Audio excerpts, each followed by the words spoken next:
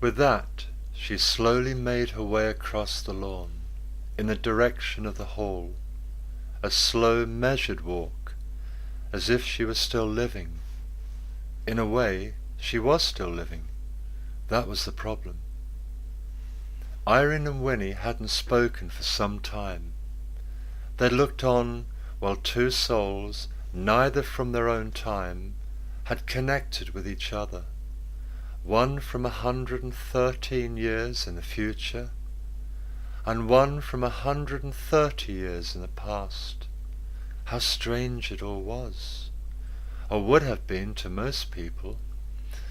But these were two young people who had seen much in their lives, and their minds were open to all possibilities. Chris did not know what to think. He had just listened to a wisdom that he had never encountered before. But then, he had never held a conversation with a ghost. If he had been uncertain as to why he was here, he was less so now. Mary was right. He didn't want to go back. He had found where he wanted to be, and with whom he wanted to be. Yet this wasn't his time. He didn't exist in this time. How could history record his visit? He had studied his family, and he was not here. There'd been no time travelling recorded in the family history, as far as he knew. What would Irene, Winnie, Thomas, and the others remember once he had returned to his own time? Surely it hadn't happened to them. They would continue to live out their lives as recorded. Irene and Winnie would become 20th century brides in due course. Thomas would live another 16 years at Ramsdell. They would not recall the events of the past 2 days. He had not been in their lives. They had never met a Chris. "A penny for your thoughts," said Winnie. She and Irene had given him the space he needed to collect his thoughts. "And one from me too," added Irene. "I don't know," he said. "'Tis all a muddle, but a nice muddle. I'm very lucky, I think, very lucky. In the past 2 days I've met some good people, special people. The 2 words that keep coming to me are thank you. You know something? Every morning when I awake, I look upwards and thank whoever it might be for my still being alive and well.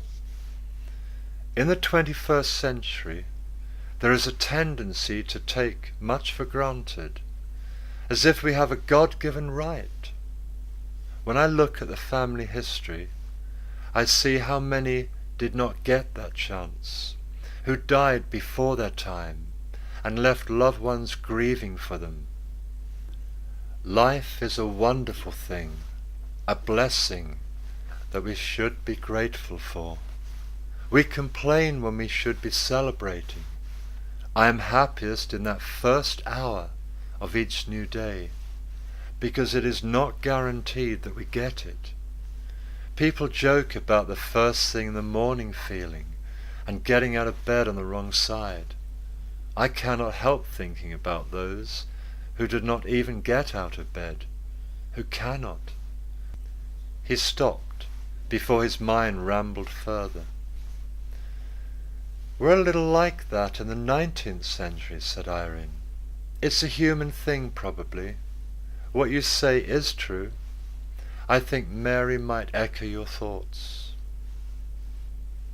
"Mary, of course," replied Chris. "What she might teach us."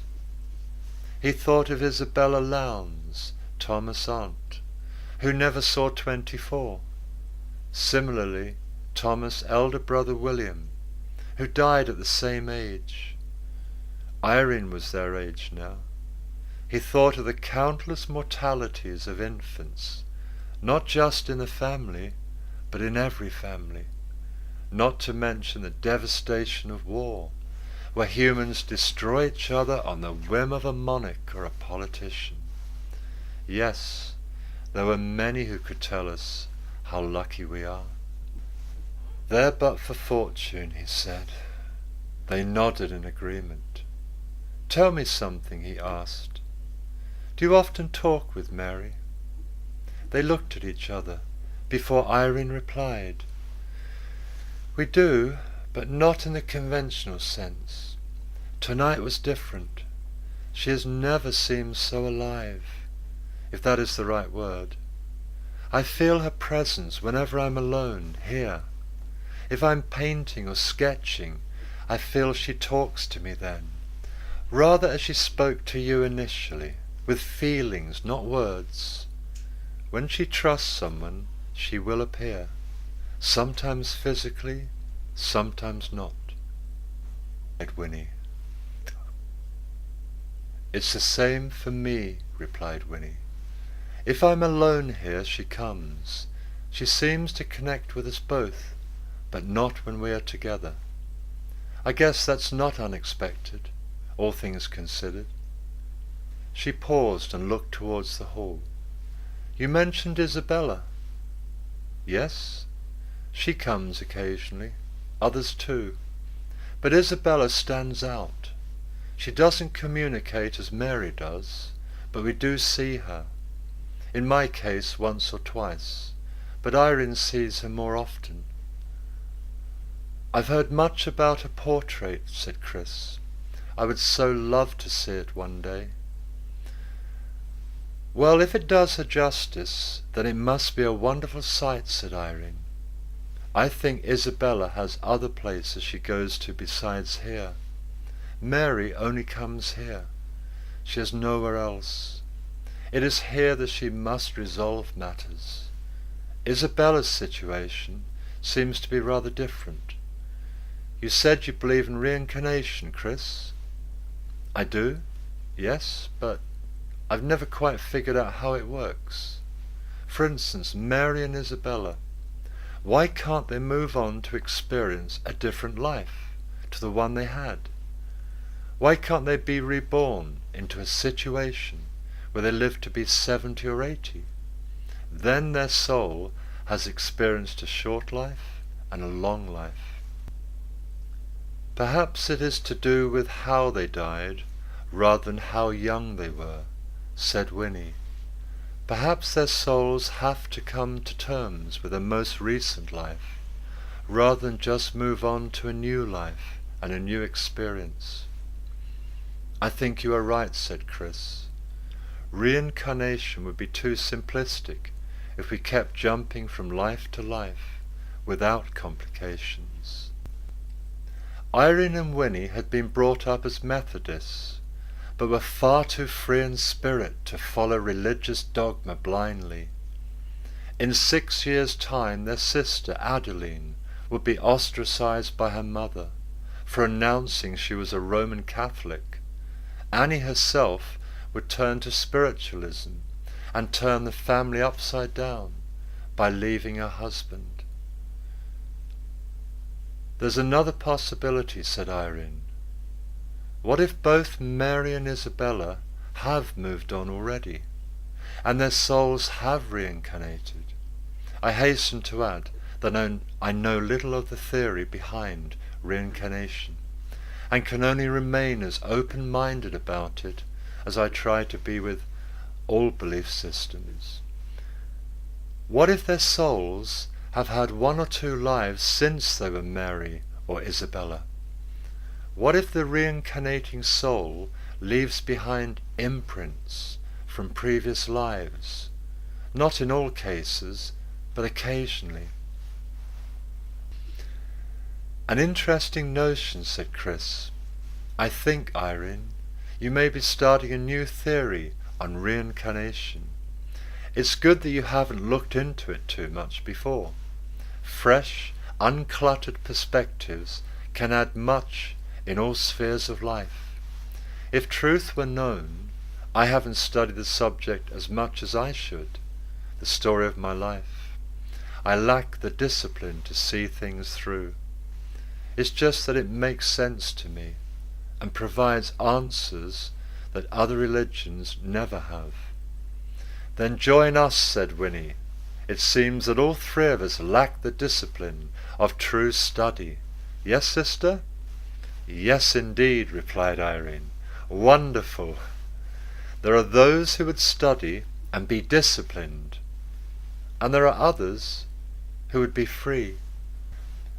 Then please enroll me in your club, said Chris. However, to return to your interesting thesis, Irene, if Mary's soul has moved on and become someone else, where does she stand now? Surely she has the same soul still with her, or is that soul split between different people, different lives? If it is able to move on to new experiences, where does that leave Mary? She seems far more than just an imprint from 1760 or so. She was very real just now. What puts me off reincarnation is the idea of a soul using us as a vehicle for its own purposes. It makes me want to rebel against the soul and shout, "It's not fair!" Irene thought for a while, gazing up at the moon, which was still in full splendour. I think that I haven't got that far yet, Chris. Maybe I will not.